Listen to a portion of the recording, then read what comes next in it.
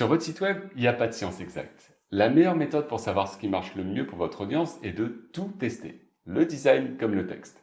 Et bonne nouvelle, ce type de test est très facile à faire. Comment ça marche? Imaginez une copie de votre page.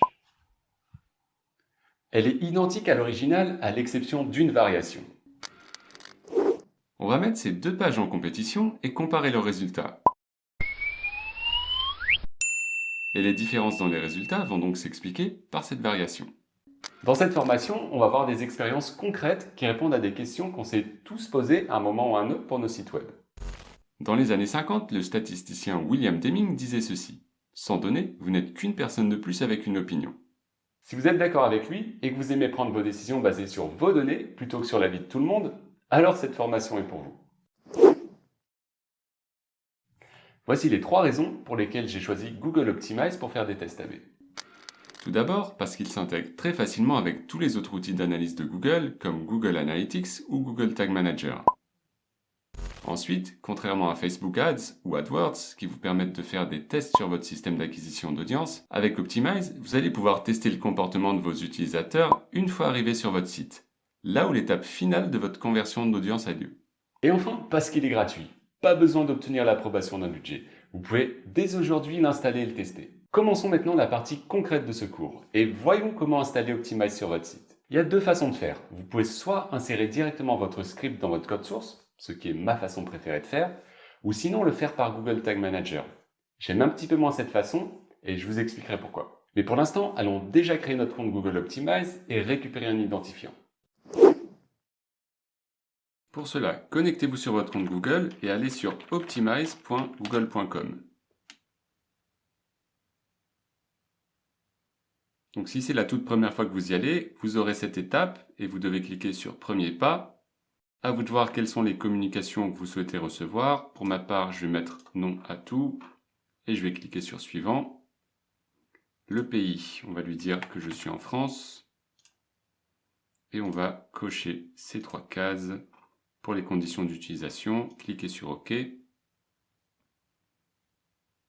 voilà, c'est configuré. Nous avons créé notre premier conteneur. Et c'est à l'intérieur de ce conteneur qu'on va créer ce qui s'appelle des expériences. Mais avant ça, il faut qu'on aille dans les paramètres. Et nous avons 3 choses à faire. Tout d'abord, nous connecter à Google Analytics, installer l'extrait d'Optimize, soit par le script directement sur le code source, soit par Google Tag Manager, et installer l'extension de Chrome. On va commencer par ça d'ailleurs. Installer l'extension, afficher l'extension, ajouter à Chrome, ajouter. Voilà, c'est fait. Je vais pouvoir fermer. Maintenant, allons associer à Analytics. Donc bien sûr, il est nécessaire que votre compte Google soit celui qui ait les accès à votre compte Google Analytics. Et vous allez sélectionner ici la propriété Google Analytics correspondant à votre site. Et cliquez sur Associer. Donc maintenant, pour l'installation de l'extrait. La première méthode qui consiste à copier ce script et l'insérer dans le header de toutes vos pages. Pour faire ça, le plus simple est encore d'avoir accès à un logiciel de FTP vous permettant d'accéder à votre serveur et d'aller modifier à la main ce fichier. Donc si, comme beaucoup de personnes, vous êtes sur un site WordPress, il vous faut aller dans le répertoire WP Content, thème, le nom de votre thème, et dans le fichier qui s'appelle header.php. C'est très souvent ce nom qu'il a dans tous les thèmes. Donc vous l'ouvrez avec votre éditeur de texte préféré, et là dans le code source, vous allez repérer où commence votre balise head. Donc elle commence ici pour moi, et je vais y placer ici mon script. J'enregistre. Et voilà, c'est pas plus compliqué que ça quand on a un accès FTP. Maintenant, je vais vous montrer la deuxième méthode. Je vais commencer par enlever ceci, enregistrer. Et on va aller le faire par Tag Manager. Je vais ouvrir mon Tag Manager. tagmanager.google.com.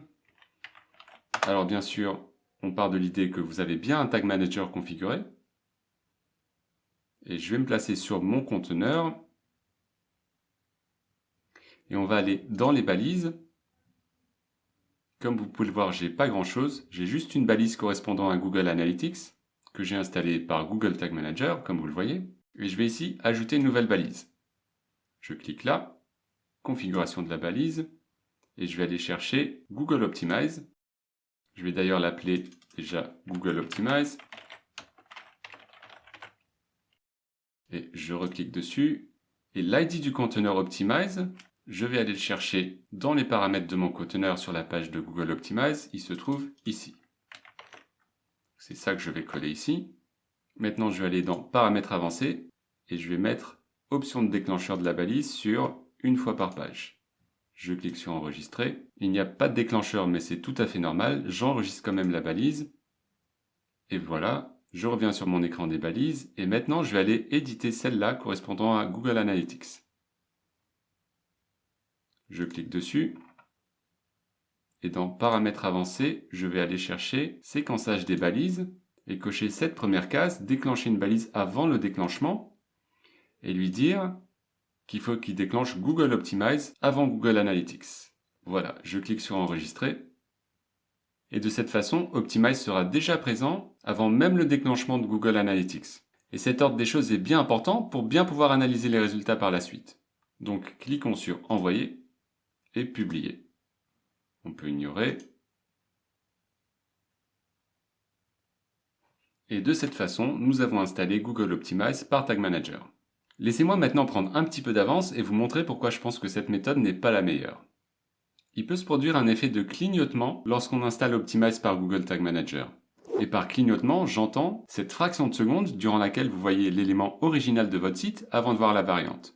Et comme vous le voyez, c'est assez gênant, surtout si votre A/B testing concerne des éléments en haut de votre page, c'est sûr et certain que vos utilisateurs vont voir ce clignotement. Et ça peut fortement impacter les résultats. Vous ne saurez pas si le comportement des utilisateurs est différent à cause de la variation introduite, ou simplement à cause de ce clignotement. Donc bien heureusement, Google a prévu un remède qu'ils appellent l'extrait anti-clignotement, qui est un autre script, mais celui-là par contre, vous n'avez pas le choix, il doit absolument être situé dans le header de vos pages. Il n'y a pas moyen de le mettre par Google Tag Manager. Donc si vous avez le premier script par Tag Manager et que vous avez du clignotement, il va vous falloir copier celui-là. Je vous mettrai le code dans les ressources. Et aller le coller tout en haut de votre balise head.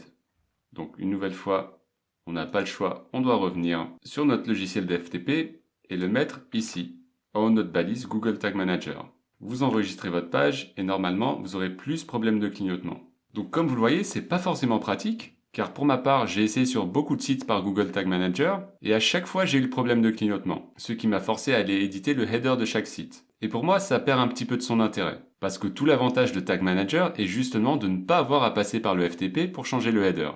Donc puisque de toute façon, je dois l'éditer, autant y mettre directement ma balise de script qui marche généralement très bien toute seule. Donc libre à vous de le faire comme ça si vous le voulez, mais pour ma part, je vais revenir ici, reprendre ce script, enlever le script anti-clignotement et mettre le simple script. J'enregistre. Et que j'oublie pas bien sûr de supprimer ma balise sur Tag Manager, sinon je risque de l'avoir en doublon. Je reviens sur ma balise. Je vais aller la supprimer pour éviter le doublon. Alors oui, il ne me laisse pas le faire parce qu'il y a une référence dans cette balise Google Analytics que je dois d'abord défaire. Donc on va aller ici dans le séquençage et décocher cette case, enregistrer. Et maintenant, je devrais pouvoir supprimer Google Optimize. Supprimer. Voilà, maintenant ça a marché et j'envoie. Je publie. Et c'est bon. Je n'ai plus ma balise par Tag Manager, je l'ai uniquement dans le header. Voyons maintenant comment créer des nouveaux comptes, des nouveaux conteneurs et comment y ajouter des utilisateurs. Un peu d'explication sur tout ce vocabulaire avant de commencer. Un compte Google Optimize est composé de conteneurs qui eux-mêmes contiennent des expériences. Chaque conteneur a un identifiant unique, donc la chose la plus simple est de définir un conteneur par site web et de lui donner le nom du site. Et c'est ce que je vais faire tout de suite, je vais renommer mon conteneur qui s'appelle mon conteneur pour l'appeler digitaldataschool.com. Je clique ici et là je l'appelle digitaldataschool.com, nom de mon site. Je clique sur enregistrer et voilà, c'est fait. Je peux cliquer ici, c'est pas encore affiché là, mais si je vais sur la home page, ça sera fait. Voilà, mon conteneur s'appelle désormais digitaldataschool.com. Et comme vous le voyez, ce conteneur fait partie d'un compte qui s'appelle mon compte, que je vais également aller renommer en cliquant là. Et je vais l'appeler par exemple mes sites perso. Ce qui me permettrait par exemple de faire la différence avec les sites de mes clients. Je clique sur enregistrer. Et voilà, maintenant j'ai un compte qui s'appelle mes sites perso, dans lequel j'ai un conteneur correspondant à mon site digitaldataschool.com. Si je veux créer un deuxième conteneur pour un deuxième site, il va falloir que j'aille cliquer ici. Imaginons par exemple que je veux créer ce conteneur pour mon site vivelapub.fr. Je vais mettre le nom du site, cliquer sur créer. Et voilà, le conteneur pour vivelapub.fr est créé. Et comme vous le voyez, il a un ID de conteneur différent du premier. Donc faites attention lorsque vous insérez le script à ne pas vous tromper et bien mettre le bon ID. Si maintenant je veux créer un autre compte, par exemple pour les sites de mes clients, je vais cliquer sur créer un compte et je vais lui donner le nom les sites de mes clients. Une nouvelle fois, il faut lui dire où est-ce qu'on se trouve. Je vais mettre France et il faut accepter ces trois conditions avant de créer le compte. Je clique sur suivant.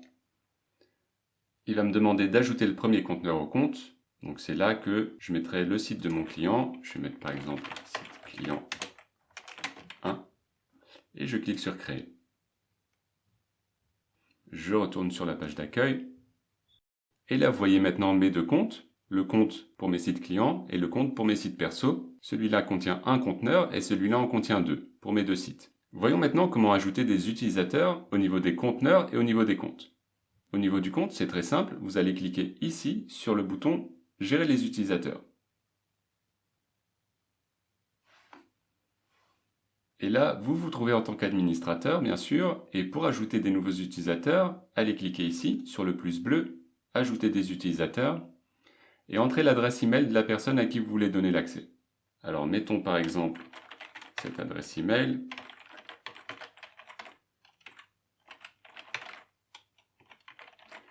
Et vous voyez par ici que par défaut votre utilisateur ne peut que consulter les informations du compte. Il n'a aucun droit de regard sur les conteneurs, mais vous pouvez le faire administrateur.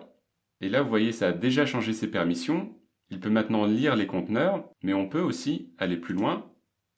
Cliquez là et lui donner plus de permissions. Donc en plus de lire, on peut lui autoriser les modifications. Avec ça, l'utilisateur sera capable de créer des tests, mais par contre, il ne sera pas capable de les publier. Donc les tests resteront dans un état de brouillon. Pour qu'il puisse les publier, cliquez ici sur Publier. Et maintenant, votre utilisateur aura tous les droits sur ce conteneur. On clique sur OK.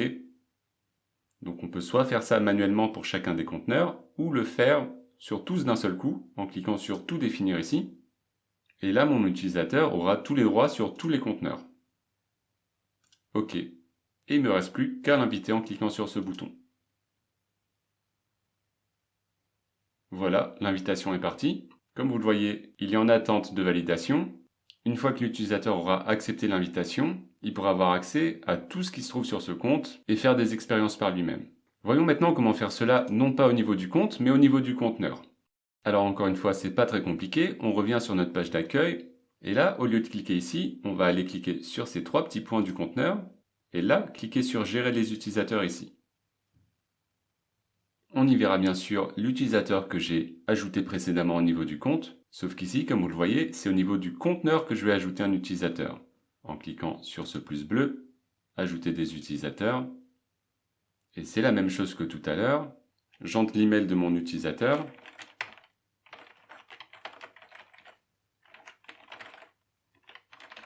et je sélectionne les droits que je veux lui donner. Donc, par exemple, celui-là, je vais juste lui donner le droit de modifier, mais pas de publier. Donc je l'invite.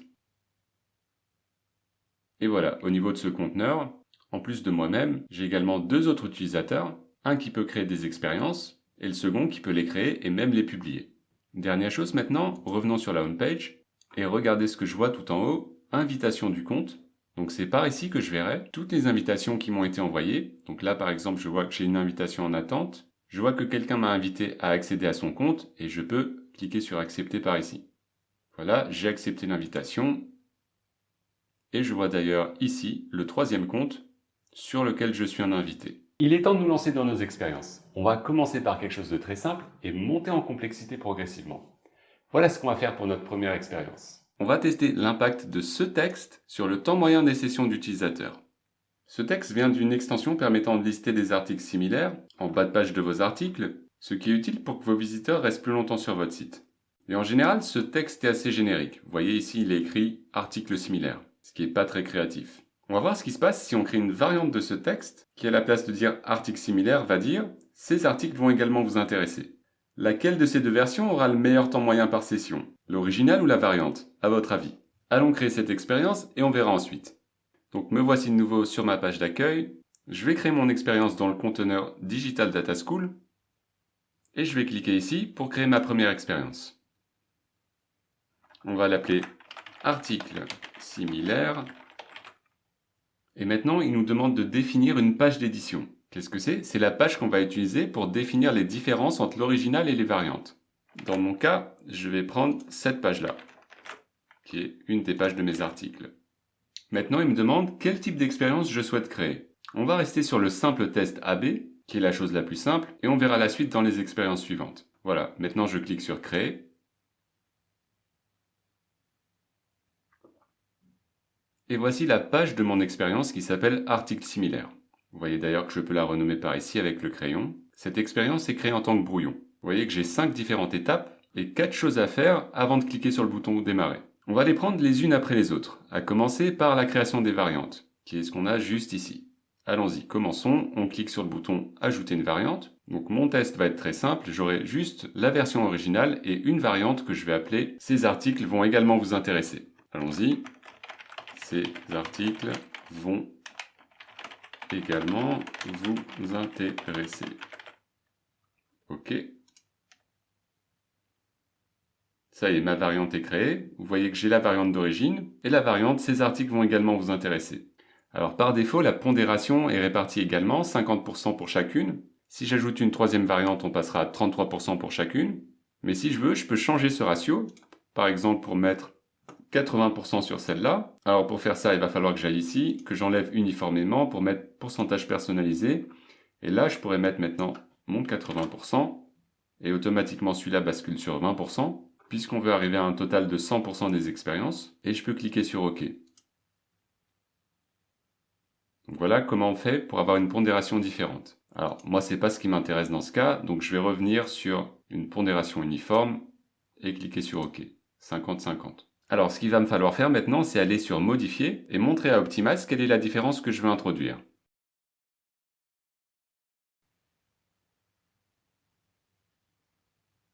Donc, comme vous le voyez, il m'a chargé ma page avec tout un tas d'éléments annexes. Et ça ressemble un petit peu à la console de Google Chrome. Vous passez la souris sur différents éléments et il vous indique quel type d'élément c'est, ainsi que quel type de balise, comme vous le voyez en gris ici. Alors, le changement que je vais introduire se situe tout en bas de mon article, ici.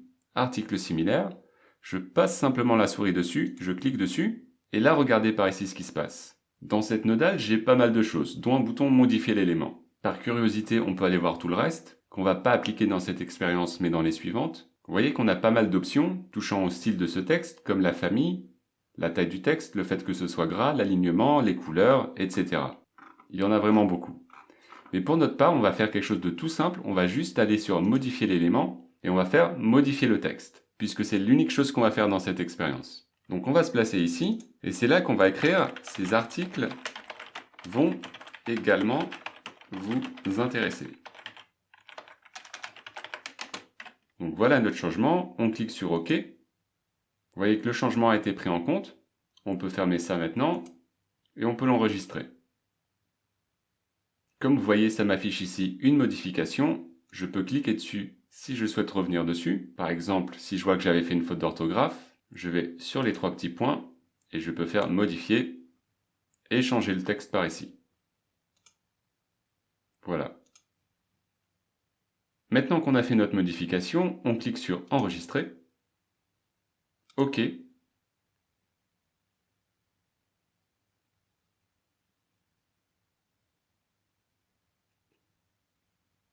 Et nous voici de retour sur la page de l'expérience. Vous voyez qu'on a toujours moyen de cliquer à nouveau sur modifier si on veut revenir dessus plus tard, et ainsi changer à nouveau notre variante. Vous pouvez également quitter ce mode d'édition sans enregistrer en cliquant sur cette flèche tout simplement. Et ça vous ramènera sur la page de l'expérience. Voilà, notre variante a été créée. Si on voulait, on pourrait en ajouter d'autres par ici. On pourrait également se servir de ces 3 petits points pour en créer une copie, ce qui est utile au lieu de recommencer de zéro. Mais dans notre cas, c'est pas la peine, on va rester sur ces 2 versions, et on va passer maintenant aux règles de ciblage qui se trouvent ici. Alors par règle de ciblage, Google Optimize vous demande quelles sont les conditions pour exécuter l'expérience sur votre site. Et par défaut, vous voyez qu'il a mis la condition d'avoir l'URL qui correspond à l'URL de ma page d'édition qui se trouve là. Mais bon, moi je veux pas faire ça, je veux que l'expérience ait lieu sur toutes mes pages d'articles. Donc je vais aller modifier cette règle. Alors ici, on va laisser sur URL, mais on va faire une condition qui englobe tout. Donc on va faire URL contient, et au lieu de mettre tout ça, on va juste mettre un slash que toutes mes URL d'articles contiennent. Et on peut d'ailleurs tester notre règle par ici, pour voir si cette règle fonctionne bien avec certaines URL précises. Donc prenons par exemple cette URL, on va lui mettre là, et on va lui dire de vérifier. Et là, j'ai ce petit badge vert qui m'indique que cette règle est vérifiée pour cette URL, et donc l'expérience aura bien lieu sur cette URL. On peut tester avec d'autres articles pour en être bien sûr. Prenons par exemple celui-là. Je prends son URL. On va vérifier à nouveau. Et une nouvelle fois, c'est vérifié. Donc tout est bon, j'ai plus qu'à cliquer sur enregistrer. Donc voilà, j'ai défini ma règle toute simple. Comme vous voyez, on peut faire plus complexe avec certaines conditions. Mais encore une fois, on va rester simple pour le moment. Passons à la suite. La description vous permet de donner un petit peu de contexte à votre expérience, ce qui peut être utile si vous la partagez avec différentes personnes. Et donc je vais décrire un petit peu ici ce que je suis en train de faire. Par exemple, allons-y par test sur l'impact des mots pour mes articles similaires. Je clique sur OK. Maintenant, on arrive à mesurer objectif. Il nous faut associer l'expérience à Google Analytics. Très important. Donc je clique sur Associer Analytics. Et je vais aller sélectionner ma propriété Google Analytics. Donc bien sûr, il faut que j'aille sélectionner celle correspondant au site que je suis en train de tester. Donc celle-ci, digitaldataschool.com. Et si vous avez différentes vues, il faut sélectionner la bonne. Dans mon cas, je n'ai que celle-là. Donc je clique sur Associer. Passons maintenant aux objectifs. Dans l'objectif, vous allez dire à Optimize qu'est-ce que vous souhaitez mesurer. Et comme on l'a dit, dans notre cas, on cherche à savoir quel est l'impact de cette phrase sur le temps moyen des sessions de mes visiteurs. Donc, je vais aller ajouter un objectif principal qui va être, alors allons dans Choisir dans la liste. Et là, vous le voyez, dans la liste, j'en ai que 3, mais c'est suffisant parce que c'est celui-là que je veux, la durée de la session. Je clique dessus. Et voilà, c'est tout. Je ne vais pas ajouter d'objectifs supplémentaires, on va se contenter de la durée de la session. Et finalement, nous arrivons à la section des paramètres. Il me demande de vérifier l'installation d'Optimize. Donc normalement, si vous avez bien installé le script, il ne devrait pas y avoir de problème. On va cliquer sur Vérifier l'installation. Il va vous ouvrir votre page d'édition. Et après quelques instants, vous aurez une pop-up qui vous affiche l'état de l'installation. Donc ici, tout est bon, il n'y a pas de problème. On peut retourner à l'expérience. Donc si vous n'avez pas ce message-là, il vous indiquera quelle est l'erreur. Et en général, c'est soit que Google Analytics n'est pas installé sur votre site, soit que le script d'Optimize n'y est pas. J'ai déjà vu certains cas rares aussi où tout était bien installé et j'avais quand même le message d'erreur. Ça peut se passer et c'est pas bien grave, car dans ces cas, vos expériences fonctionneront quand même bien. Mais si ça vous arrive, allez quand même vérifier que vous avez tout bien fait. Bon, pour ma part, je clique maintenant sur Retour à l'expérience.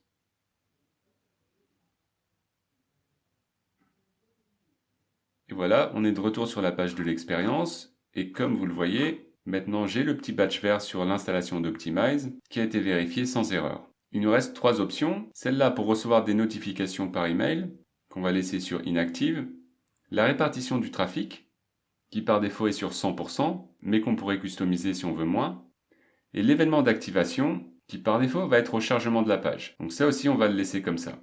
On va remonter tout en haut. Donc je suis encore en état de brouillon, mais comme vous le voyez, on est prêt à démarrer, tous les feux sont au vert, on peut soit démarrer tout de suite, soit programmer le démarrage en cliquant ici. On pourra choisir le jour et l'heure de début, et le jour et l'heure de fin. Pour ma part, je ne vais pas le faire, c'est pas la peine. Je vais démarrer l'expérience tout de suite. Allons-y, cliquons sur démarrer. On va décocher les notifications et cliquer sur démarrer.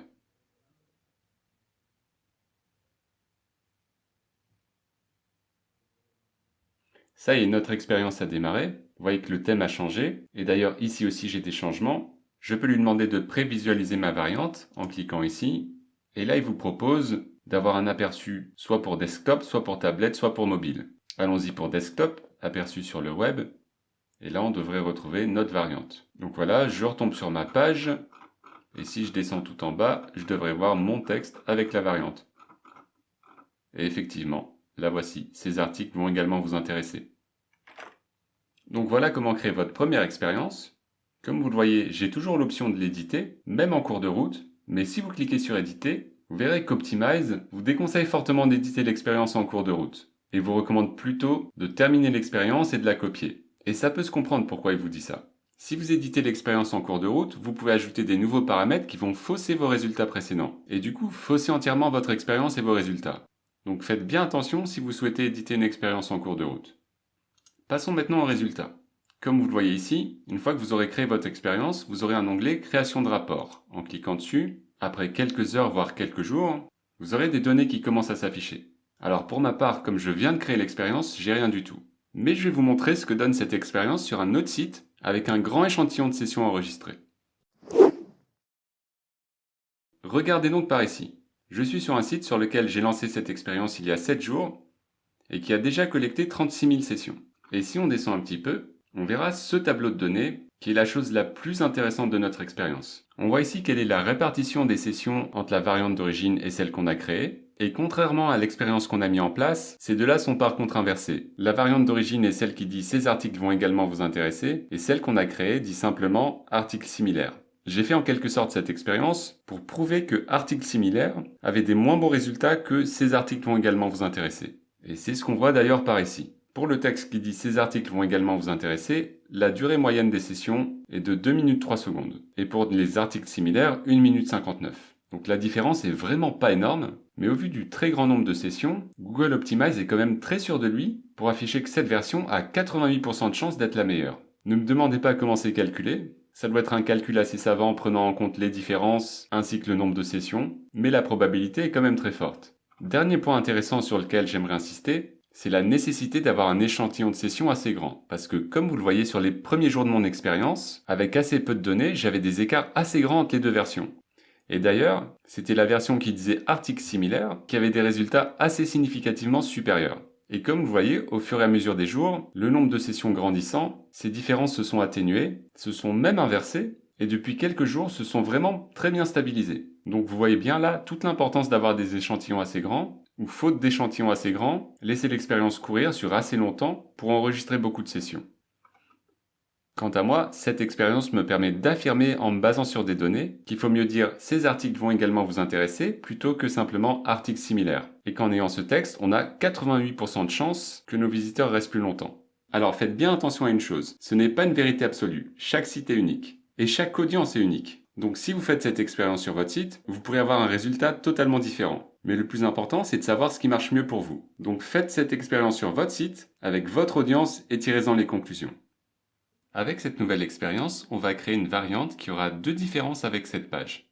Le premier changement sera la couleur de ce bouton, que je vais mettre en rouge, et le deuxième sera sur cette image, que je vais remplacer par une image sur fond rouge. Et ce qu'on va définir comme objectif de cette expérience sera le nombre de clics reçus sur ce bouton. Alors, plus que le résultat en soi, je vais surtout me servir de cette expérience pour vous montrer deux choses. La première, comment exploiter facilement les codes HTML, CSS et JavaScript pour créer votre variante idéale. La deuxième, comment créer un objectif personnalisé grâce à Google Tag Manager. Allons-y. Allons sur Optimize et allons créer notre deuxième expérience. Donc je vais me placer dans ce conteneur, une nouvelle fois, et c'est ici que je vais créer ma deuxième expérience. Je vais l'appeler test sur couleur image plus bouton. Comme page d'édition, je vais mettre ma homepage. Ça sera une nouvelle fois un simple test AB et je clique sur créer. Allons maintenant ajouter notre variante. Je vais tout simplement l'appeler rouge. OK. On va laisser les pondérations sur 50-50 et je vais aller modifier ma variante rouge.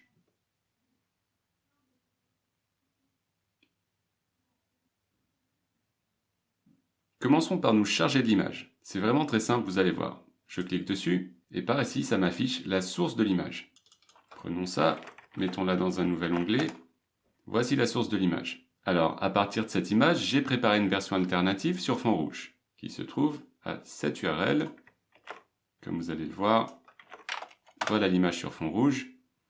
Et je vais copier cette URL et la placer donc ici dans la source de l'image, pour ma variante rouge. Hop, j'ai collé ça. Vous voyez, l'image s'est mise à jour automatiquement, et je peux cliquer sur Enregistrer.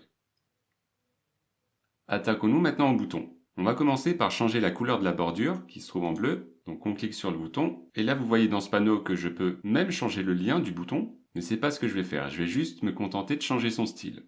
Et ça, je vais le faire non pas à partir de toutes les options qui se trouvent là, mais je vais le faire à partir d'ici. Modifier l'élément et modifier le code HTML.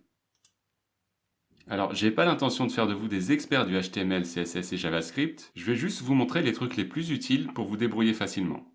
Donc voici le code HTML correspondant à mon bouton. Il se trouve englobé par une balise A, contenant l'attribut qui permet de définir son lien, ainsi qu'une classe de style. Ce qu'on va faire pour lui ajouter un style supplémentaire lui disant que les bords sont rouges, c'est ajouter ceci. Style égale, et on va mettre des guillemets. Et c'est à l'intérieur de ces guillemets qu'on va mettre la commande lui disant de mettre les bords en rouge. Le plus simple pour trouver cette commande est d'aller sur votre page et d'utiliser la console de Chrome, qui se lance en général avec la touche F12 de votre clavier. Alors plutôt que de l'avoir sur le côté, je vais la placer en bas, comme ceci, ça sera plus simple pour moi. On va se placer sur ce bouton-là, et on va cliquer sur le bouton. En faisant ça, de ce côté-là, on voit le code HTML du bouton, et de ce côté-là, on voit son style CSS. Et c'est assez facile de voir quel est le style qui correspond à la bordure. C'est cette ligne-là qui s'appelle Border, et qui a pour valeur 2 pixels solides et cette couleur. On peut d'ailleurs le vérifier en allant changer la couleur et voir ce qui se passe, en mettant par exemple ce rouge. Et effectivement, on est bien en train d'éditer l'élément qui se charge de la couleur de bordure. Donc ce qu'on va faire, c'est simplement copier ceci, se mettre dans Optimize dans notre style qu'on vient de créer, et coller la commande CSS. Donc border, 2 points, et ceci. 2 pixels solides et la couleur qui correspond au rouge. Donc voilà, on va pas faire plus compliqué que ça. On va laisser ceci sur remplacer et on va cliquer sur appliquer. Et là vous voyez, je clique ailleurs et on voit bien que le bord est maintenant rouge. Il me reste maintenant une dernière chose à faire. Parce que, comme vous le voyez par ici, bien que le bord soit rouge, quand je passe la souris dessus, j'ai toujours cet effet qui s'appelle Mouse Over, qui remplit le fond du bouton en bleu. Et ça, malheureusement, c'est pas quelque chose que je vais pouvoir changer par le CSS en ligne, puisque dans la modification que je viens de faire, celle-ci, je peux uniquement changer le CSS de l'élément tel qu'il se trouve par défaut. Je ne peux pas lui dire de changer la couleur lorsque la souris est dessus. C'est une des limitations du CSS en ligne tel qu'on le fait là. Donc il va falloir ruser et faire quelque chose d'autre. Cliquons à nouveau sur modifier l'élément et voyons ce qu'on a dans les options. Donc modifier le texte, non, c'est pas ça. Modifier le code HTML, c'est ce qu'on a fait. Il n'y a malheureusement pas d'option pour modifier le CSS. Par contre, ce qu'on voit ici, c'est une option pour exécuter du JavaScript. Et bien heureusement, par JavaScript, c'est possible d'insérer du CSS et de faire ce qu'on n'arrive pas à faire par ici. Allons-y, je vais vous montrer. Alors, une nouvelle fois, ceci n'est pas un cours de JavaScript, ni même d'HTML, CSS. On va pas trop rentrer dans les détails. Je vais juste vous donner le bout de code JavaScript que vous pourrez réutiliser, qui vous permet d'ajouter à la volée tout type de CSS. Hop, je le copie, je colle ça là, et c'est ici que je vais écrire mon CSS. Alors, comment faire pour savoir quoi écrire ici? Je me replace ici, avec ma console Chrome, et là vous voyez ce qu'on a fait tout à l'heure. On s'est placé sur le bouton, et on a vu que c'est cette partie du code CSS qui y correspondait. Et maintenant regardez, je vais cliquer là, tout le code CSS de mon bouton se trouve là, et si je descends un petit peu, je vois ces commandes qui s'adressent toujours à la classe de mon bouton, qui est la classe WatchLink, et on voit que la classe est complétée par l'élément Before. Et si on descend un peu, on voit un élément Background avec la couleur bleue. Et là on se doute bien que c'est cet élément qui gère la couleur lorsqu'on passe la souris là-dessus. Retournons là-dessus, descendons un petit peu à nouveau, et donc, voyons, si on met en rouge, ça devrait normalement marcher. Vérifions. Et oui, c'est bon. On a donc mis la main sur l'élément de CSS qui colore le background en rouge. Retournons voir ça en détail dans la console, donc F12 une nouvelle fois. On se place sur le bouton. On clique sur le style ici. On descend un petit peu. Et voilà, l'élément background avec cette couleur-là. Donc il va falloir que je mette ce bout de code CSS pour l'élément WatchLink.Before, qui correspond donc à mon bouton lorsque la souris est par-dessus. Je vais copier ça pour commencer. Je me place ici et je commence à mettre mon CSS comme ceci. Et c'est à l'intérieur de ça que je vais mettre l'élément background avec la couleur. Donc je copie le code hexadécimal et j'écris background, deux points, avec la couleur. Je vais également lui mettre point d'exclamation important, puisque la page va recevoir deux instructions contradictoires. Par ici, ça va lui dire de le mettre en bleu, et moi je vais lui dire de mettre en rouge. Donc ce important me permet de lui dire que c'est celui-là qu'il faut tenir en compte par rapport à l'autre. On va laisser cette option sur après la dernière balise, et on va cliquer sur appliquer et vérifier si ça marche. J'enregistre, je clique sur OK. Et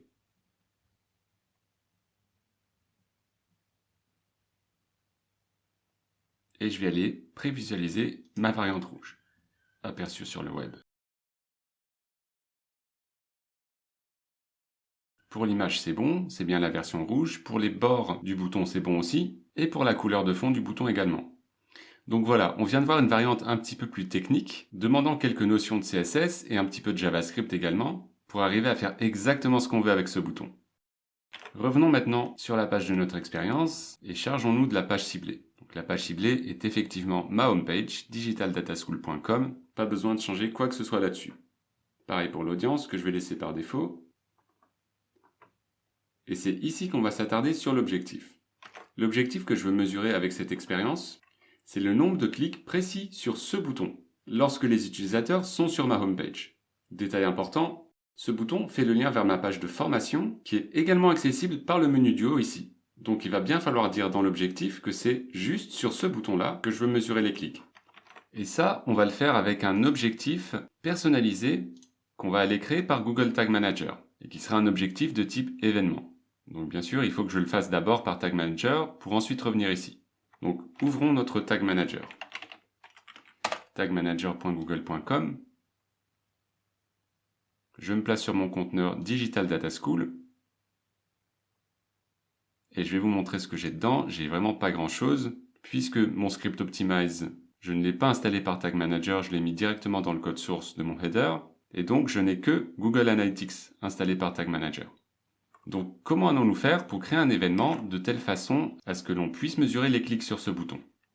On va commencer par créer une nouvelle balise. En cliquant sur Nouvelle ici, on va l'appeler Clique sur bouton en savoir plus.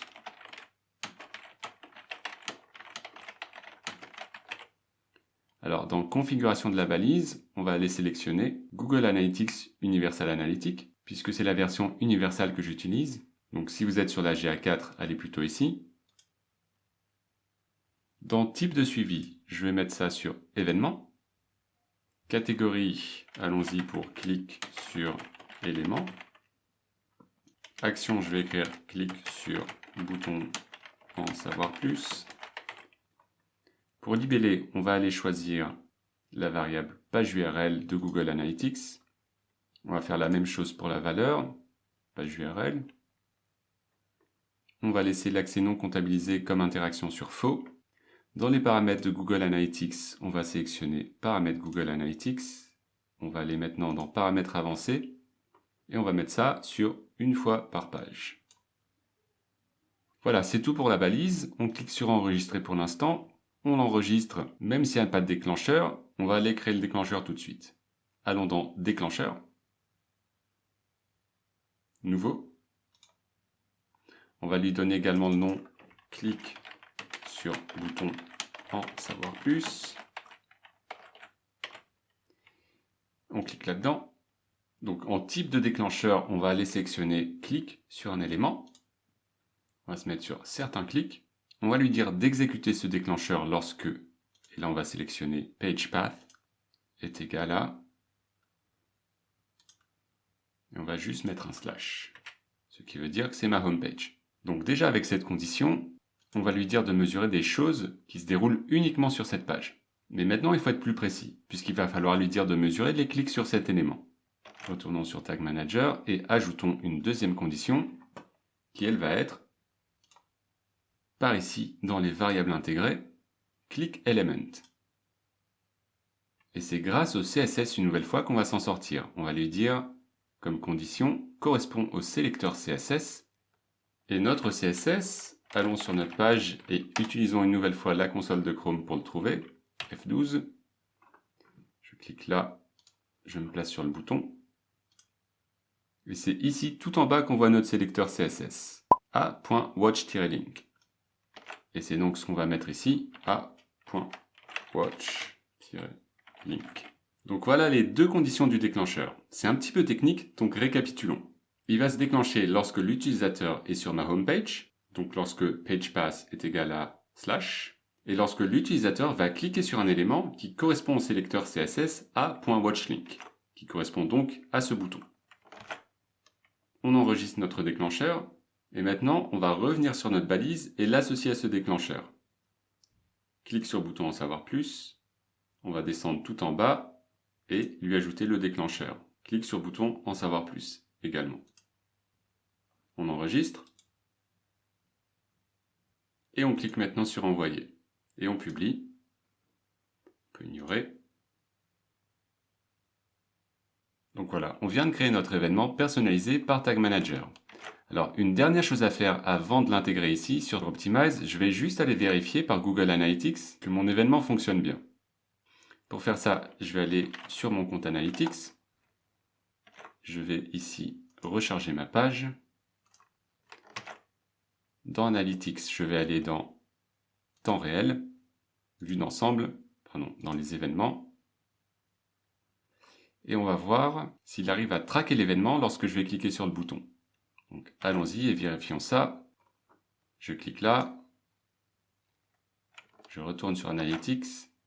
Et là, je vois bien mon élément, clique sur le bouton en savoir plus, qui me prouve donc que j'ai bien configuré mon tracking. Il ne me reste plus qu'à aller me mettre sur Optimize et aller lui mettre cet événement dans l'objectif. Alors bien sûr, il faut que j'actualise ma page avant de faire ça. Je vais retourner par ici, dans l'objectif, objectif personnalisé, événement. Je vais déjà l'appeler, clique sur le bouton en savoir plus. Et ici, mettons l'action d'événement qui serait égale à ce qu'on a là. Du coup, clique sur le bouton en savoir plus. Voilà, je sélectionne. On va laisser ça sur une fois par session. Et on clique sur enregistrer. Donc voilà, on vient de créer notre objectif personnalisé afin de savoir lorsque quelqu'un clique sur ce bouton pour voir si les personnes ont plus tendance à cliquer sur la variante rouge ou sur la variante bleue d'origine. Il ne nous reste plus qu'à vérifier l'installation.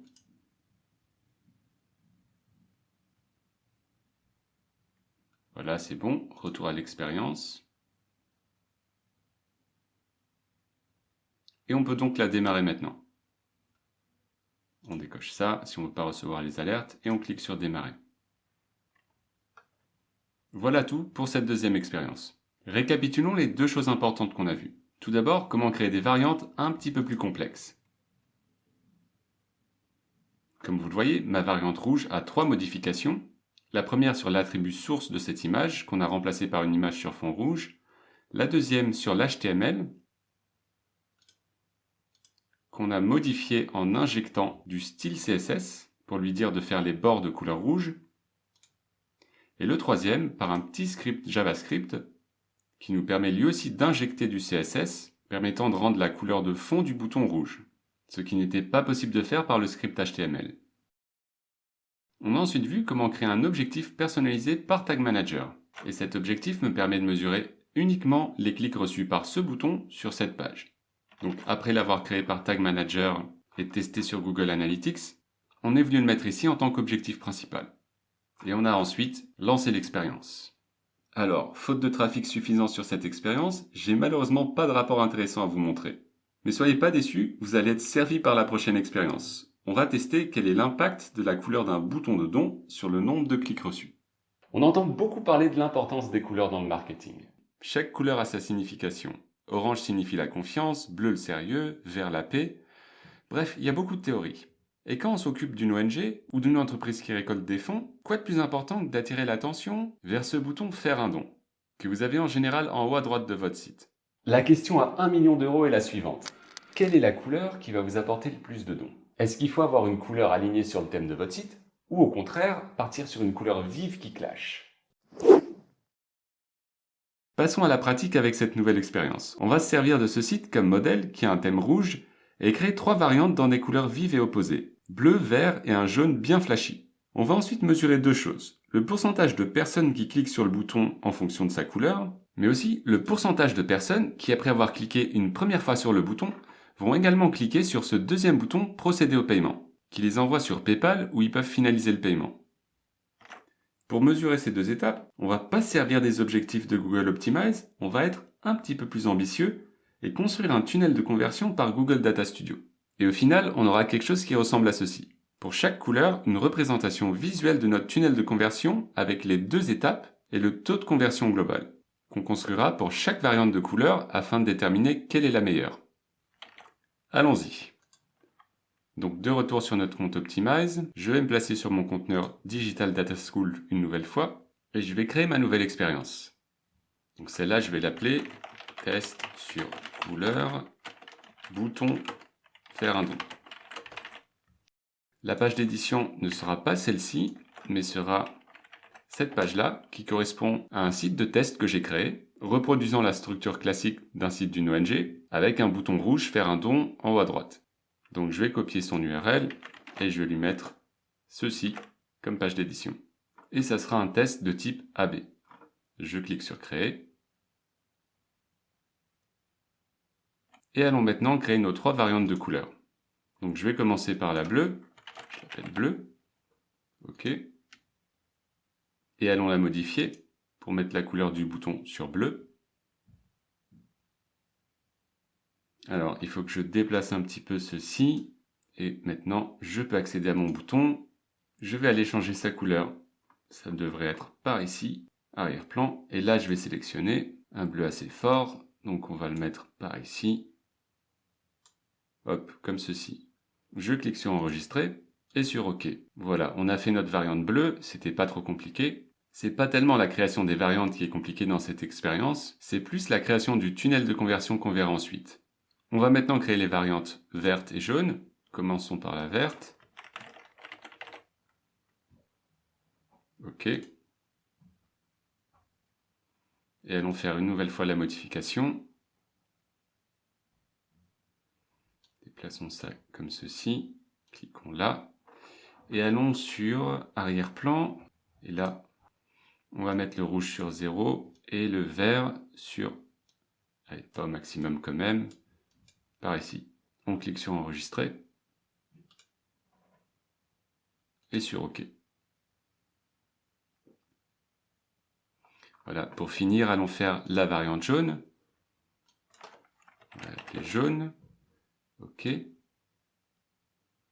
On clique sur modifier. On met ça ici. On clique là.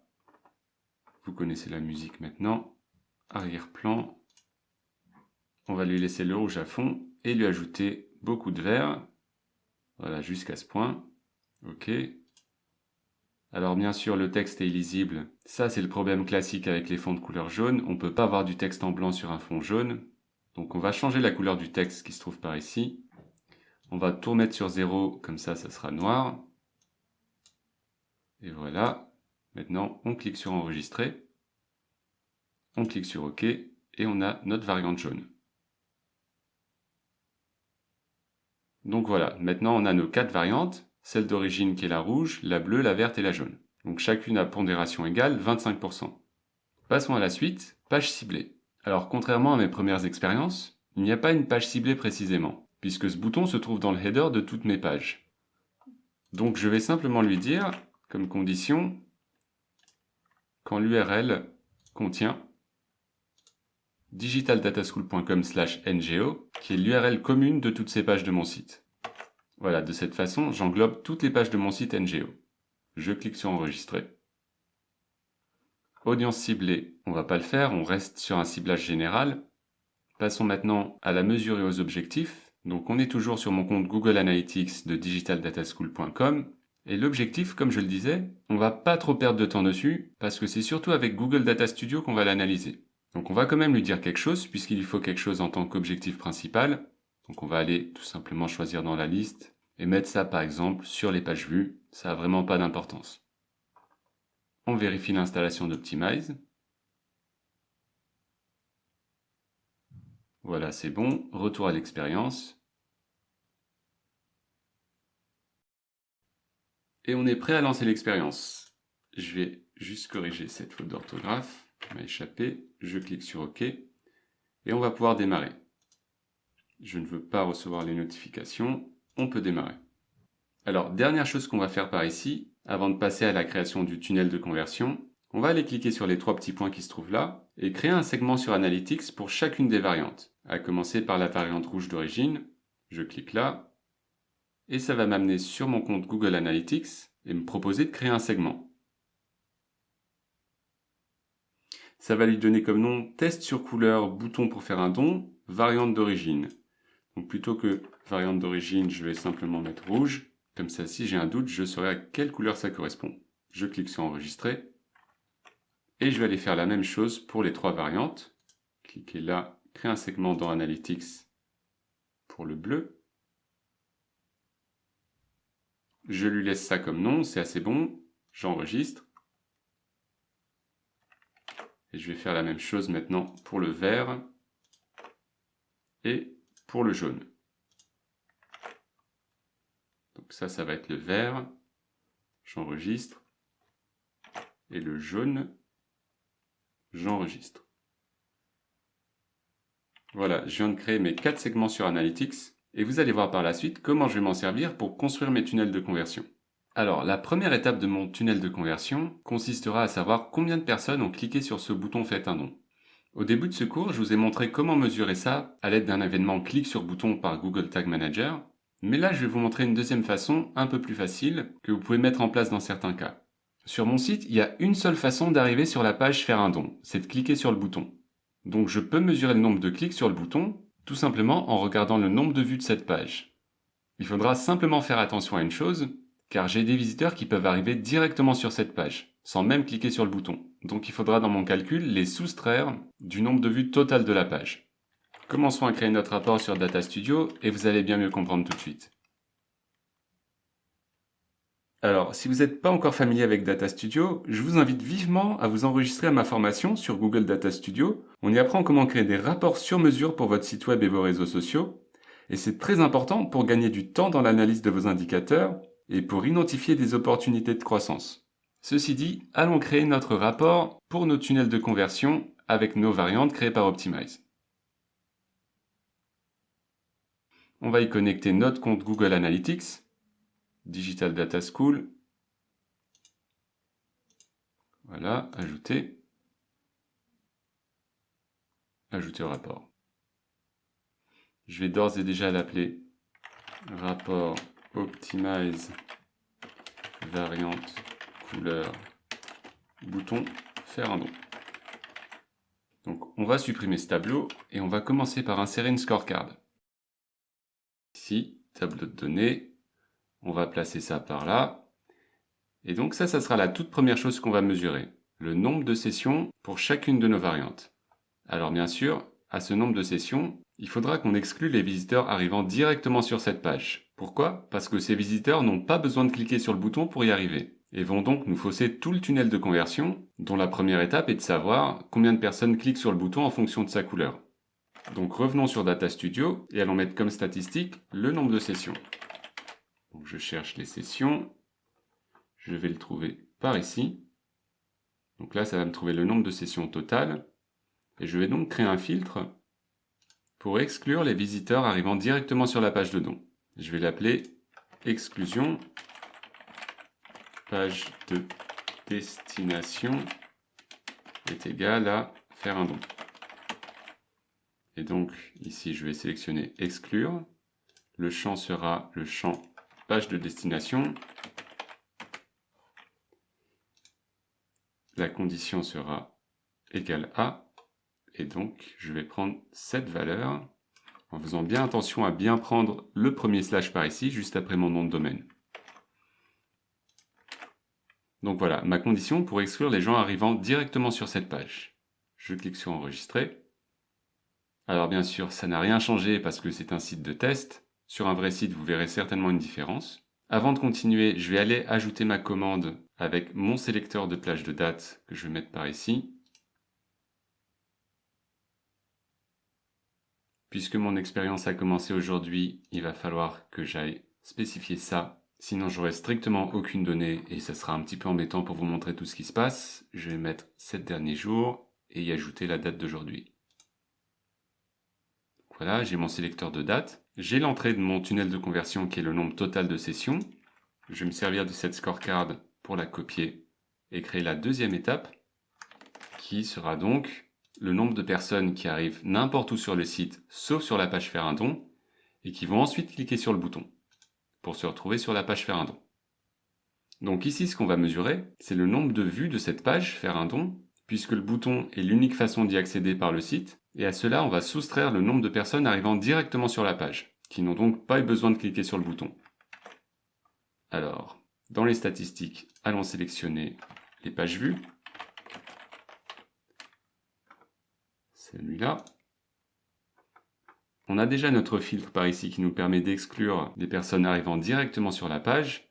Et on va ajouter un deuxième filtre qui lui va me permettre de voir les pages vues de cette page faire un don. Donc allons le créer. Créer un filtre. On va l'appeler page faire un don. Dans les conditions, ça sera inclure. Le champ sera un champ qui s'appelle page, tout simplement. Alors, il est un peu difficile à trouver. Il se trouve là. Condition, on va mettre égal à. Et donc, ça sera cette page-là. Encore une fois, faites attention au slash ici. On le met. On enregistre. Et donc voilà, là on voit notre première conversion. Sur les 30 sessions qui ne sont pas directement arrivées sur la page faire un don, on en a 9 qui ont cliqué sur le bouton et qui sont retrouvés sur la page. Maintenant la dernière étape, c'est de savoir, pour ces 9 là qui se retrouvent sur la page, combien sont allés jusqu'au bout et ont cliqué sur le bouton pour procéder au paiement. Alors regardez maintenant, si je clique sur ce bouton, il va m'envoyer sur une page PayPal, donc une page externe au site. Et à vrai dire, si je reviens sur la page, c'est mon seul lien qui m'amène vers une page externe. Tous mes autres liens sont des liens internes. On avait vu précédemment comment traquer les clics sur un bouton précis par Google Tag Manager. On va voir une autre façon de faire maintenant. Toujours par Tag Manager, je vais créer un événement qui me permet de traquer les clics sur des liens externes. Et vu que le seul lien externe que j'ai sur cette page se trouve par ce bouton, je pourrais donc en déduire que cet événement correspond à un clic sur le bouton. Donc allons sur Tag Manager et mettons en place ce nouvel événement. Je vais une nouvelle fois aller sur mon conteneur de Tag Manager correspondant au site Digital Data School. Celui-là. Et on va commencer par créer le déclencheur. Allons-y, cliquons sur Nouveau. On va lui donner un nom qui sera clic sur lien sortant. Et on va le configurer. Alors, le type de déclencheur sera au niveau des clics, dans les liens uniquement. Et on va aller sélectionner certains clics sur un lien. Et c'est là qu'on va mettre les différentes conditions. Alors ici, on va sélectionner, on va les choisir dans les variables intégrées, clic URL. Et on va lui mettre ici, ne commence pas par, et là on va lui mettre mon site web. Donc qui commence par tout ça. Et avec cette condition, ça me permet d'exclure tous mes liens internes, puisque tous mes liens internes commencent par cette URL, et ne feront donc pas réagir mon déclencheur. Alors je vais ajouter une deuxième condition, que je vais tout d'abord écrire, puis vous expliquer. Donc une nouvelle fois, je vais mettre clic URL, que je choisis par ici, et cette fois je vais lui dire, correspond à l'expression régulière, et je vais mettre ceci. Alors je sais que les expressions régulières sont souvent assez barbares, mais je vais vous expliquer ce qu'elle veut dire et à quoi elle va me servir. Donc cette expression veut dire que le lien sur lequel je clique doit commencer par HTTP ou HTTPS suivi de 2 points double barre. Et cela veut donc dire que ce lien doit m'amener vers une page web, car toutes les pages web commencent par ça. Contrairement par exemple au lien pour envoyer un email, au lien de certains boutons, ou encore au lien déclenchant un événement JavaScript. Donc voilà, avec ces deux conditions, mon déclencheur est fin prêt pour arriver à me détecter tous les clics sur des liens sortants. Je clique sur enregistrer. Et je vais maintenant aller créer ma balise. Allons ici, nouvelle, On va l'appeler clic sur lien sortant. Dans le déclenchement, on va déjà aller lui mettre le déclencheur clic sur lien sortant qu'on vient de créer. Et allons maintenant nous occuper de la configuration. Donc je vais sélectionner Google Analytics et prendre la version universelle puisque c'est sur celle-ci que mon compte est. Alors sur type de suivi, allons-y pour événements.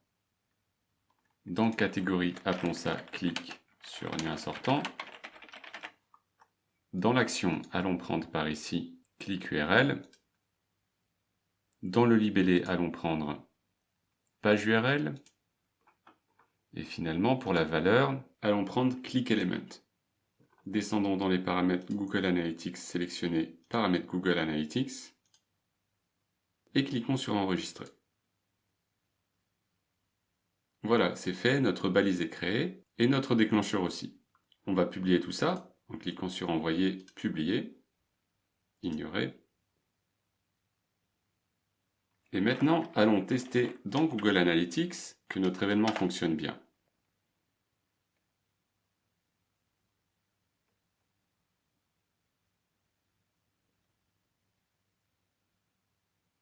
Plaçons-nous dans temps réel et sélectionnons les événements.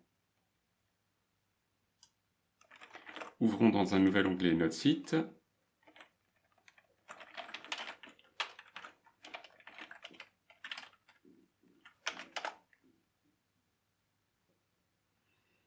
Je vais aller sur la page et je vais cliquer sur le bouton pour voir si ça déclenche l'événement.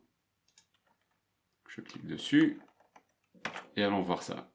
Voilà, ça marche. J'ai un événement qui a pour catégorie d'événement clic sur lien sortant et pour action l'URL du lien. Alors si je vais dessus, je peux voir en plus le libellé de l'événement qui me permet de voir la page sur laquelle a lieu cet événement. Et c'est donc effectivement bien sur ma page faire un don. Donc c'est parfait, notre événement a bien été créé. On peut maintenant fermer cette page, fermer Tag Manager et revenir sur Data Studio. Donc tout est fait prêt maintenant pour créer la dernière étape de notre tunnel de conversion. C'est-à-dire de savoir, pour les gens arrivés sur ma page faire un don et qui sont arrivés en cliquant sur ce bouton, combien vont ensuite cliquer là-dessus, qui va les amener sur ma page PayPal. Alors, pour avoir ça, servons-nous une nouvelle fois de cette scorecard qu'on va placer par ici, et allons lui mettre dans les statistiques, allons chercher événements, et prenons action d'événement, et complétons ça avec les filtres.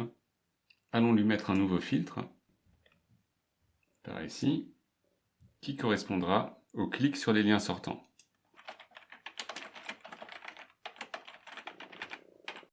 Alors on va mettre inclure, on va aller choisir catégorie d'événements, égale A, et là on va mettre clic sur lien sortant, qui est le nom de la catégorie d'événements définie par Tag Manager. Je clique sur enregistrer.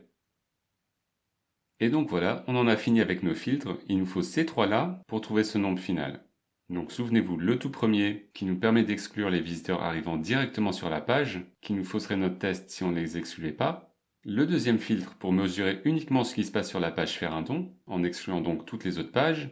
Et le troisième pour mesurer uniquement les clics sur les liens sortants, et donc uniquement le clic sur ce bouton-là, qui est le seul lien sortant de la page. Et donc avec tout ça, on voit que sur les 30 personnes qui sont arrivées sur mon site, par une autre page que la page de don, m'ont engendré 9 clics sur le bouton de don, et sur ces 9, un seul a ensuite cliqué sur le bouton pour procéder au paiement. Alors pour calculer les ratios automatiquement, on peut combiner les données en faisant un contrôle-clic entre ces deux-là, puis un clic droit ici, combiner les données, ce qui va nous donner le ratio entre les deux dernières étapes, 9%. On peut faire la même chose entre celle-là et celle-là, clic droit, combiner les données, qui nous donnera le taux de conversion entre les deux premières étapes, 35%. Et on va également le faire entre la toute fin du tunnel et le tout début. Et cette fois, on va le mettre de ce côté, qui sera le nombre le plus important, 3,23%. Et alors, ces 3,23%, c'est le taux de conversion général de mon site, sans prendre en compte les différentes variantes que j'ai créées. Et rappelez-vous ce qu'on a fait tout à l'heure, on est allé associer chacune des variantes à un segment Google Analytics. Il est maintenant temps d'aller utiliser ces segments dans notre rapport Data Studio. Prenons tout d'abord le nombre de sessions. Et allons par ici. Et qu'est-ce qu'on voit là? Segment Google Analytics. C'est par là qu'on va ajouter les segments. On va sélectionner segment personnalisé. Et là, on voit les 4 segments qu'on a créés. Alors, malheureusement, ils ont tous le même texte, donc il faut passer la souris par-dessus pour voir lequel est lequel. Mais on va commencer par le rouge, qui est l'original, et qui est celui-là, que je sélectionne. Je clique sur « Ajouter au rapport ». Et voilà, maintenant, j'ai plus que les sessions correspondant à ma variante d'origine, qui est la variante rouge. On va faire la même chose pour les 2 étapes suivantes. Alors malheureusement, on ne peut pas faire les deux d'un coup, donc on va les faire une par une. On va sélectionner les pages vues. Et on va aller se placer ici, dans les segments, et ajouter une nouvelle fois notre segment personnalisé, qui se trouve également ici maintenant. Test sur couleur de bouton, faire un don rouge. On va faire la même chose là. Ajouter un segment, et le voici. On peut également aller le faire sur les ratios, et cette fois en allant éditer la source de données mixte.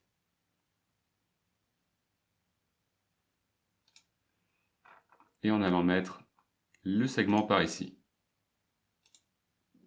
Et également par ici.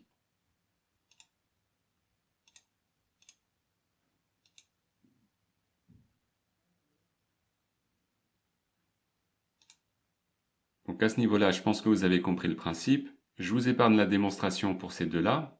De toute façon, pour l'instant, je n'ai aucune donnée, donc il n'y a pas grand-chose à voir. Mais l'essentiel, c'est qu'on a mis en place ces 3 étapes du tunnel et qu'on les a connectées à notre segment d'origine, le rouge. Donc en fait, pour faire la suite et le connecter aux autres variantes, il vous suffira de recopier ce que vous avez fait pour la toute première expérience. On va le placer par ici pour l'instant. Et d'aller simplement changer dans le segment celui de la variante. Il est sur la variante d'origine rouge, je vais aller sélectionner segment personnalisé. Imaginons qu'on veuille faire le vert maintenant, on cliquerait là-dessus, ajouter au rapport, et on ferait la même chose pour ces deux autres. Allez éditer le segment Google Analytics, et allez lui mettre le vert.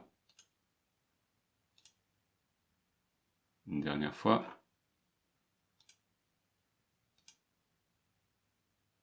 Hop. Donc voilà, à ce niveau-là, tout ce qu'il vous reste à faire, c'est de la mise en page. Et retravailler le design du rapport pour que ça soit bien plus compréhensible que ces quelques nombres qui traînent ça et là. Quant à moi, je vais maintenant vous montrer ce rapport tout beau tout propre et connecté à une expérience réelle que j'ai faite il y a quelques semaines. Alors voilà ce même rapport connecté sur mon expérience réelle effectuée en décembre et janvier. Comme dans notre exemple, il s'agit d'un site avec un thème rouge et un bouton « Faire un don rouge ». Ce bouton amène sur un formulaire de don qui contient le deuxième bouton pour valider le paiement. Avec la variante originale, sur 19 000 sessions, j'ai un taux de conversion global de 2,14%. Et quand on compare ça à nos autres variantes, on voit par exemple que la bleue performe un petit peu moins bien, que la jaune performe mieux et que la verte un petit peu moins bien aussi. Alors, vous le voyez, le vainqueur est la variante jaune qui me permet de convertir 2,28% de mes sessions en dons.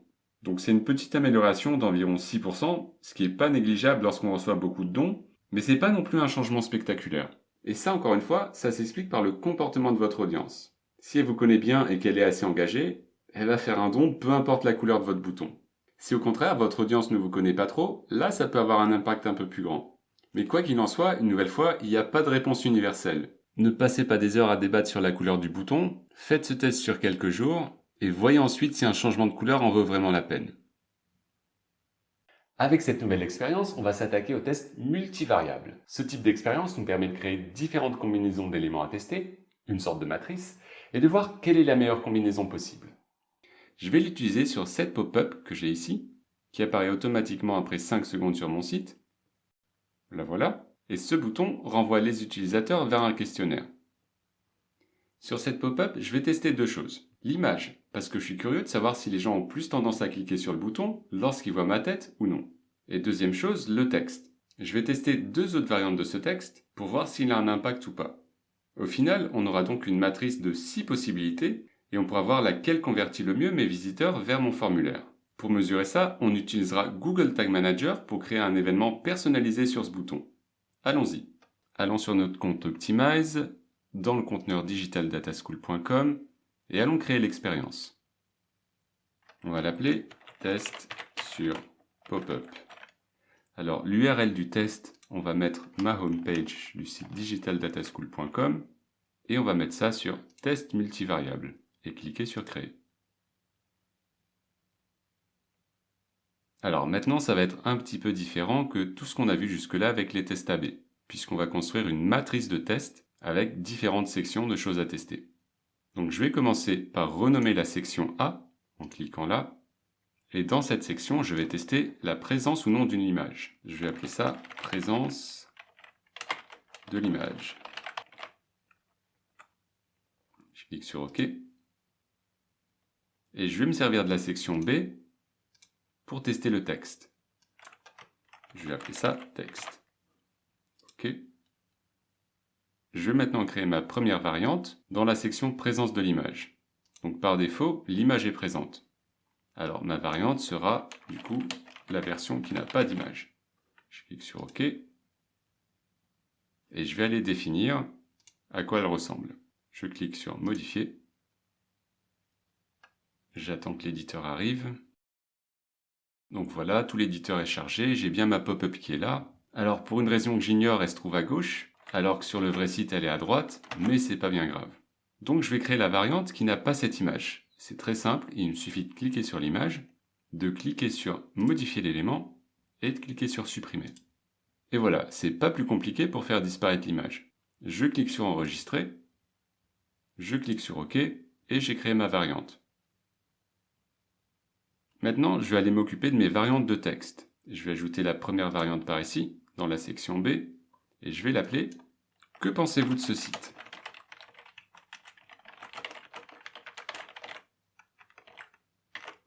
J'appuie sur OK. Ça sera donc le texte que je veux tester en remplacement de celui-là. Je vais aller éditer ma variante, modifier. Voilà, la pop-up apparaît. Je me place au niveau du texte. Je clique dessus. Je vais cliquer sur modifier l'élément, modifier le texte. Et là, je vais coller tout simplement mon texte après le bonjour. Que pensez-vous de ce site? Point d'interrogation. Et puis c'est tout. Je clique sur OK. Je clique sur enregistrer, sur OK. Et ma variante est créée. Alors je vais en ajouter une deuxième avec une autre variante de texte. Et cette fois, je vais l'appeler « Aidez-nous à améliorer ce site ».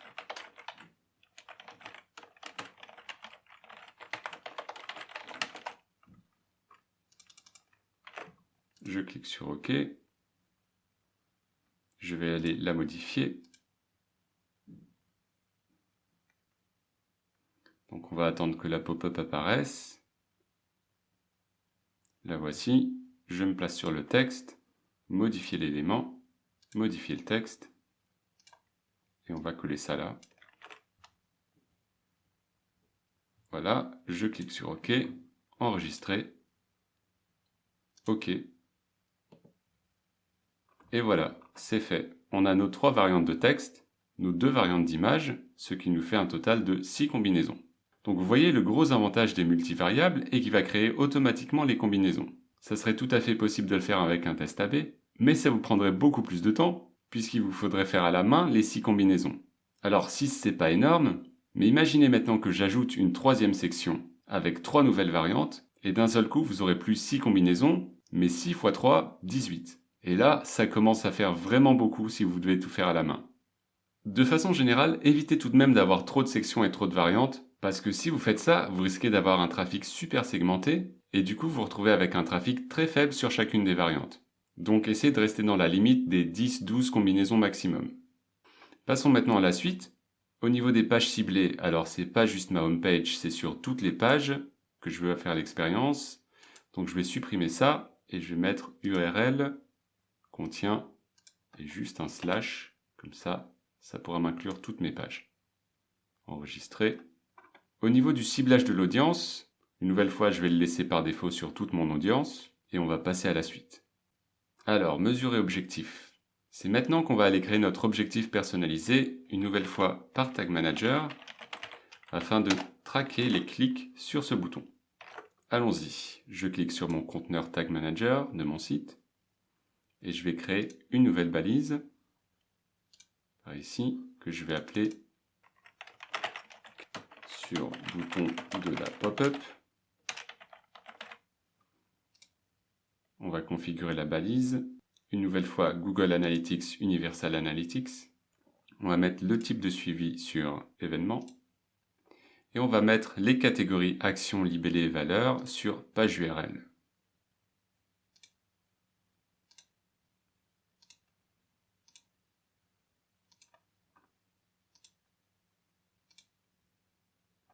Ici, je vais aller sélectionner paramètres Google Analytics et on va créer le déclencheur maintenant. Donc c'est un nouveau déclencheur qu'on va créer.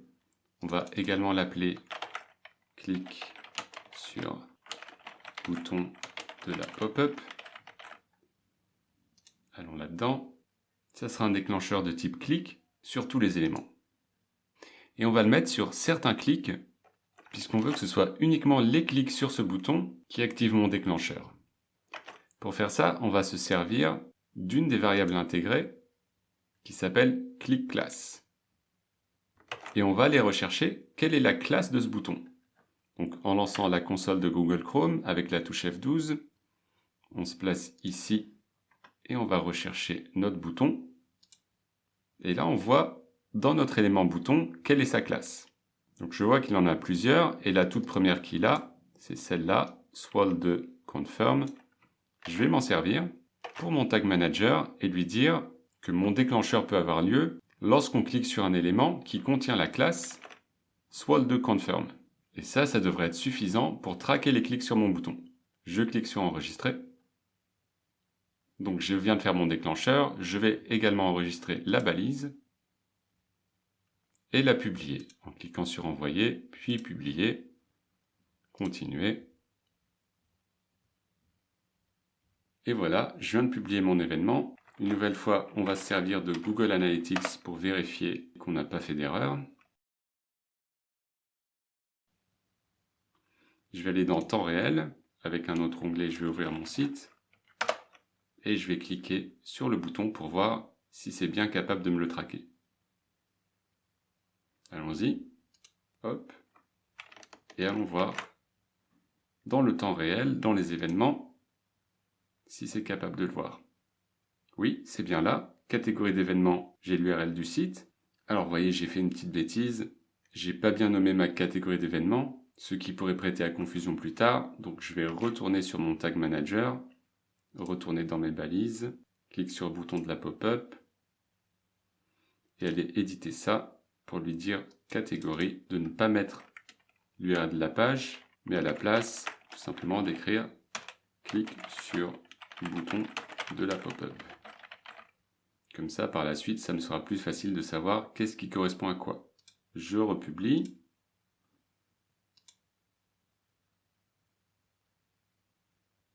Voilà, c'est fait. On va aller tester une nouvelle fois. Je rafraîchis cette page.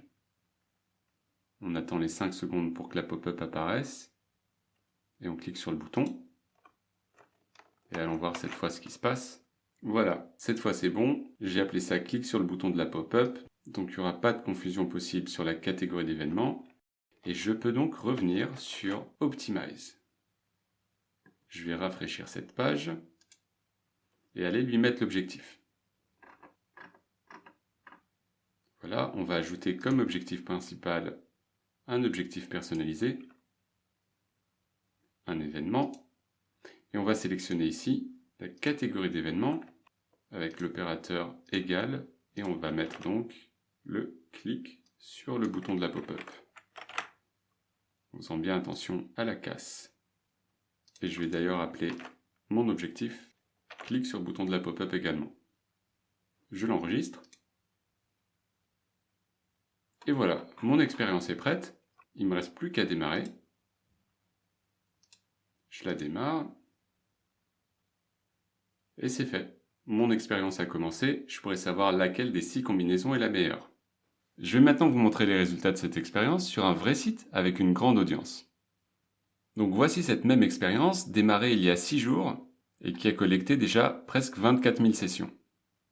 Et voici maintenant les 6 combinaisons qu'on a créées. Et comme vous le voyez, elles ont des noms de type A0, B0 ou A1, B0 jusqu'à B2. Alors le A0 correspond à la variante d'origine avec l'image, le A1 à la variante sans image, B0 au texte d'origine, B1 et B2 avec les deux textes différents. Donc dans cette expérience, les textes sont en anglais, mais en gros, ils veulent dire la même chose que ce qu'on a vu précédemment. Donc voyons par ici, quelle est la combinaison qui a la probabilité d'être la meilleure, et on voit que c'est celle-là, à 88%, qui est la combinaison en fait qui n'a pas d'image et qui a le texte d'origine. Je m'attendais plutôt à ce que ça soit une variante avec image qui ait les meilleures performances, mais visiblement c'est pas le cas. Et regardez par ici, on voit l'évolution des résultats de mes 6 combinaisons sur les 6 jours de l'expérience, et on voit clairement que c'est cette variante-là, qui se trouve ici, la A1B0, donc sans image et avec le texte d'origine, qui est jusque-là tous les jours supérieure aux autres, en termes de conversion. Donc qui a toujours entre 1,2 et 1,5% de taux de conversion, alors que les autres sont en général en dessous des 1%. Donc bien sûr, ça fait que 6 jours, les choses peuvent encore changer, mais il y a de bonnes chances que ça soit celle-là la combinaison gagnante. Donc grâce à cette expérience multivariable, on va pouvoir maintenant changer notre pop-up pour avoir le meilleur taux de conversion possible. Après avoir vu des exemples de tests AB et de tests multivariables, il nous reste à voir les tests de redirection. Comme son nom l'indique, il permet de rediriger une partie du trafic d'une page vers une autre page. Et c'est utile si vous voulez comparer les performances de deux variantes de pages qui ont trop de différences pour un simple test AB ou un test multivariable. Pour vous montrer tout ça en détail, je vais me servir de ma page de vente pour ma formation Google Data Studio. Elle se trouve à l'URL digitaldataschool.com/formation. J'ai écrit cette page de vente il y a 2 ans, et aujourd'hui je pense pouvoir la réécrire de façon plus attractive. Donc j'ai préparé une version alternative de cette page qui se trouve à l'URL digitaldataschool.com/formation Google Data Studio. Les deux pages ont un contenu très différent. La page originale a un discours assez direct et technique, et elle inclut des extraits de la formation. La nouvelle page a quant à elle un copywriting plus travaillé, qui met plus l'accent sur le problème que les gens ont dans l'analyse de données. La page est plus longue, inclut une sélection d'avis utilisateurs et un dernier paragraphe me présentant. Il y a aussi 3 boutons invitant à s'enregistrer à la formation, un premier en haut de la page, un deuxième au milieu et un troisième à la fin. Alors qu'il n'y en a qu'un seul sur la page originale, au début. Je suis donc curieux de savoir laquelle des deux pages reçoit le plus de clics sur les boutons envoyant vers l'achat de la formation. On va donc mettre en place un test de redirection en voyant la moitié du trafic de ma page de vente originale vers la nouvelle page. Et on pourra ensuite comparer les taux de conversion de chacune. Allons-y. Allons créer cette expérience qu'on va appeler redirection page de vente. Comme page d'édition, on va aller sélectionner la page de ma formation, donc la page originale, digitaldataschool.com/formation. On va la mettre sur test de redirection et on va cliquer sur créer. On va maintenant aller créer la variante en cliquant ici. On va l'appeler nouvelle page de vente. Et comme URL de redirection, on va lui donner ma nouvelle page qui se trouve à cette URL. Et on va cliquer sur OK. Donc voilà, on va laisser les pondérations sur 50-50. Pour la page ciblée, je vais aller lui dire ma page de formation, qui est donc digitaldataschool.com/formation. Donc quand l'URL correspond à cette valeur, j'enregistre. Pour l'audience ciblée, on va laisser ça par défaut sur tout le monde. Et passons à la chose intéressante, les objectifs. Alors une nouvelle fois, on va créer un objectif personnalisé par Google Tag Manager. Et cet objectif correspondra au clic sur ce bouton. Donc ouvrons notre Tag Manager, tagmanager.google.com, et allons créer la nouvelle balise et le nouveau déclencheur pour ça. Plaçons-nous dans le conteneur digitaldataschool.com. Allons créer tout d'abord la balise. On va créer une nouvelle balise ici. On va l'appeler clic sur bouton de vente.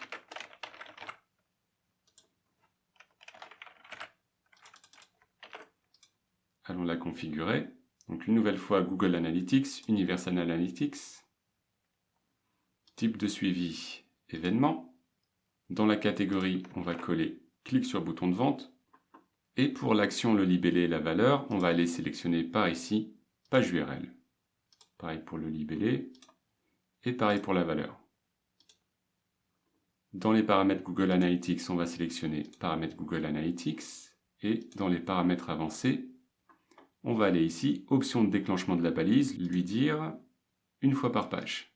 Comme ça, si quelqu'un clique sur les 3 boutons de ma nouvelle page, ça sera quand même compté qu'une seule fois. Je clique sur enregistrer.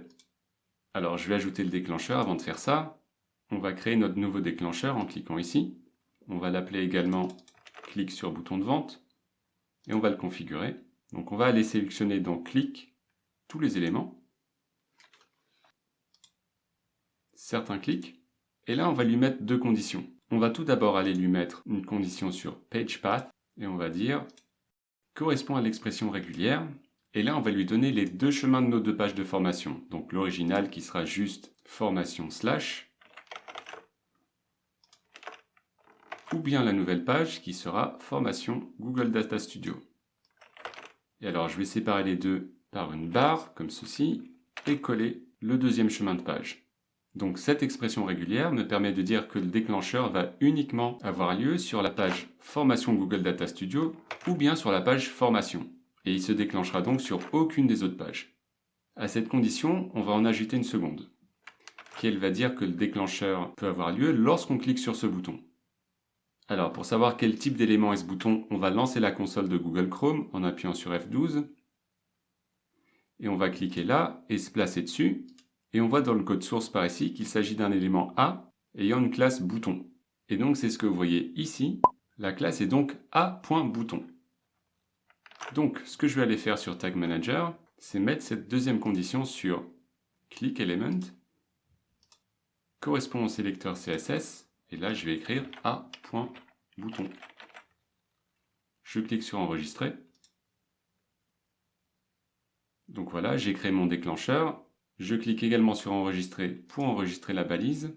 Et il ne me reste plus qu'à cliquer sur envoyer. Je publie.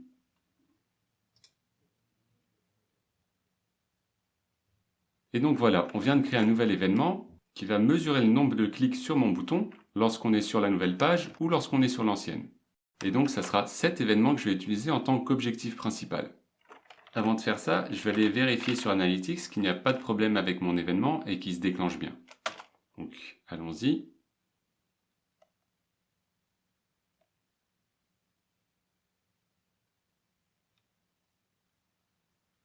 Je vais me placer sur le temps réel et sur la mesure des événements. Et dans un nouvel onglet, je vais me rendre sur mon site, sur ma page de formation. Et je vais cliquer sur le bouton et voir si ça enregistre bien l'événement. Donc allons-y, je clique sur celui-là. Et allons voir maintenant par ici, on a bien un événement clic sur bouton de vente, avec comme action d'événement l'URL de ma page formation, qui est pour l'instant la page originale. Donc c'est bon, mon événement fonctionne bien, je peux maintenant retourner sur ma page Optimize et aller lui ajouter l'objectif principal. Donc dans les objectifs personnalisés, je vais une nouvelle fois l'appeler clic sur bouton de vente, je sélectionne l'objectif événement, et là je vais aller sélectionner la catégorie d'événement qui est égale à ceci, clic sur bouton de vente. Je le sélectionne et je clique sur enregistrer. Donc voilà, j'ai bien mon objectif principal que j'ai créé par Tag Manager. Avant de lancer l'expérience, il me reste à vérifier l'installation en cliquant par ici. Donc voilà, tout est bon. Je peux maintenant revenir à l'expérience et finaliser le paramétrage. Donc voilà, tout est prêt. Il ne me reste plus qu'à démarrer en cliquant sur ce bouton et en cliquant là. Voilà, mon expérience de redirection est lancée. Pour avoir un aperçu de comment ça se passe, regardez donc par ici. Je vais mettre l'URL de ma page de formation originale et en une fraction de seconde, ça va la rediriger vers cette nouvelle URL.